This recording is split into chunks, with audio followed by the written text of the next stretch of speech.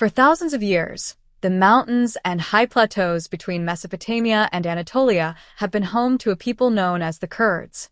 Their identity is ancient, their culture deep, and their presence in the region long predating many modern nations. Yet on today's political map, there is no country called Kurdistan. You can search the borders of Turkey, Iraq, Syria, and Iran, but nowhere will you see an internationally recognized homeland for the Kurds. The question is, how did a people with such a long and continuous presence in the Middle East end up without a state on the modern map? How is Kurdistan erased from history? To answer this, we must travel far back in time. The roots of the Kurdish people stretch into antiquity. Many historians link the Kurds to the ancient Medes, an Indo-European civilization that ruled parts of the Middle East in the 7th century BCE. Over many centuries, different tribes, mountain communities, and Mesopotamian cultures fused into what we now recognize as Kurdish identity. By the medieval period, the word Kurd appears frequently in Arabic, Persian, and Byzantine texts, describing both the people and the mountainous region they inhabited. In these early centuries, Kurdistan wasn't a centralized nation-state like those that exist today, but it was absolutely a recognized region, often called the Land of the Kurds. For generations, Kurdish principalities and emirates governed themselves, collected taxes, maintained small armies, and preserved their language and customs. The world of the Middle East understood that there was a Kurdish homeland. But history changed dramatically when two powerful empires rose in the region, the Ottoman Empire in the west and the Safavid Persian Empire in the east. Beginning in the 1500s, these two superpowers fought repeatedly over the borderlands, and Kurdistan was caught in the middle. The Ottomans realized that the rugged mountains made direct control difficult, so they allowed Kurdish rulers to govern themselves as long as they pledged loyalty to the Sultan. For centuries, this arrangement helped preserve Kurdish autonomy. Many Kurdish emirates thrived during this time, acting as buffers between the two empires. However, in the 19th century, everything began to change. Both the Ottoman and Persian states started centralizing power, abolishing the semi-autonomous Kurdish emirates one by one. Botan, Soran, Badanin, Ardalan all were dismantled. The goal was straightforward: remove local authority, impose full imperial rule, and eliminate regional identities that could challenge the center. This was the first major step toward erasing Kurdistan, stripping it of independent governance. Then came World War I, a turning point not only for Europe but for the entire Middle East. As the Ottoman Empire collapsed, European powers, especially Britain and France, began dividing its territories. In 1920, the Treaty of Sèvres was drawn up. This treaty included a remarkable provision. It allowed for the possibility of an independent Kurdish state. Maps in Europe during this period even labeled the region as Kurdistan. For the first time, the Kurds appeared on the verge of gaining international recognition for their homeland. But only 3 years later, that hope vanished. A nationalist movement led by Mustafa Kemal Atatürk rejected the Treaty of Sèvres and fought a new war, forcing the Allies back to the negotiating table.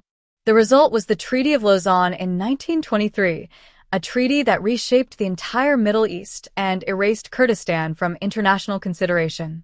Lausanne created the modern borders of Turkey, recognized the British mandate over Iraq, placed Syria under French mandate, and acknowledged Iran's existing territory.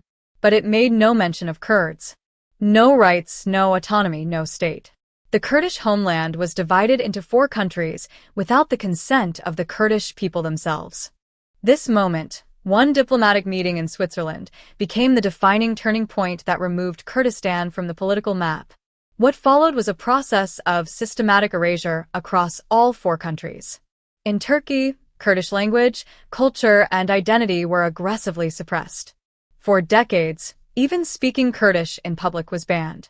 Kurdish villages were renamed, Kurdish history was removed from textbooks, and the state promoted the idea that Kurds were simply mountain Turks. Uprisings like the Sheikh Zayed Rebellion in 1925 and the Dersim Resistance in 1937 were crushed with overwhelming force. In Iraq, Kurds faced repeated cycles of political betrayal. Even when small agreements granted autonomy, they were later revoked. Under Saddam Hussein, the situation became catastrophic. The Anfal campaign of the late 1980s targeted Kurdish civilians, destroying thousands of villages and killing an estimated 180,000 Kurds. Chemical weapons were used on the city of Halabja in 1988, killing thousands in a single day, one of the most brutal chemical attacks on civilians in modern history. In Iran, Kurds who demanded cultural rights or regional autonomy were met with heavy repression. The short-lived Republic of Mahabad in 1946, a Kurdish state supported briefly by the Soviet Union, was crushed within a year. Kurdish leaders were executed, and Kurdish political expression remained heavily restricted for decades. In Syria, similar patterns emerged. Throughout the 20th century, tens of thousands of Kurds were denied citizenship. Kurdish names and cultural celebrations like Nowruz were restricted. In the 1960s, a plan called the Arab Belt intentionally settled Arab populations into Kurdish-majority areas to break demographic unity and weaken Kurdish identity. Each of these states developed their own methods, but the strategy was essentially the same. Erase the language, erase the culture, erase the name Kurdistan. When identity disappears from schools, from maps, from public spaces, eventually it disappears from political imagination. This is how Kurdistan was gradually removed not just from geography, but from official history. Across the Middle East, school textbooks often described Kurds as nomads, irregular tribes, or a minor ethnic group without historical continuity. Maps produced during much of the 20th century omitted the name Kurdistan entirely. Western institutions, relying on state-provided archives and information, often overlooked Kurdish history because many governments restricted Kurdish research. For decades, academic understanding of the region was filtered through the lens of states that had every incentive to minimize Kurdish identity. And yet, despite all of this, Kurdish identity survived. It survived because it lived in the mountains, in the language spoken at home, in music, in dance, in folklore, and in the collective memory of a people who refused to disappear. In the late 20th and early 21st centuries, the Kurds began regaining political visibility. Iraqi Kurdistan achieved de facto autonomy after 1991 and formal recognition in Iraq's 2005 constitution. Syrian Kurds established their own autonomous administration during the Syrian civil war, creating a new model of local governance. In Turkey and Iran, despite repression, Kurdish cultural and political movements continue to grow.